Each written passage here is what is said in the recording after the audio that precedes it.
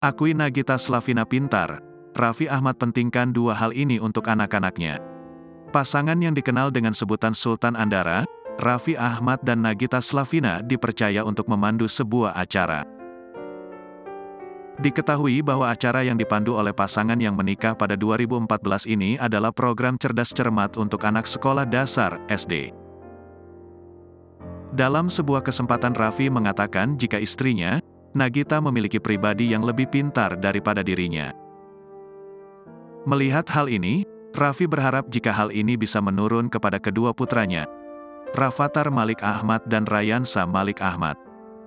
"Iya, kalau aku sih berharap namanya anak kita lebih pintar dari orang tuanya lah," ujar Raffi Ahmad di Senayan City, Jakarta Pusat, Senin, tanggal 6 Maret tahun 2023.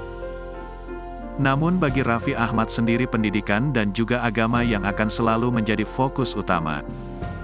"Bisa lebih pintar dari Gigi dan lebih pintar dari aku, yang penting pendidikan dan agamanya harus kita jagain," ungkapnya. Raffi menjelaskan jika dia tidak memilih-milih hal apa saja yang diajarkan kepada kedua putranya tersebut.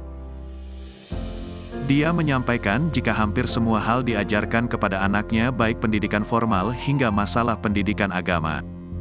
"Semua kita ajarin pendidikan knowledge, pendidikan kehidupan, agama juga," tuturnya.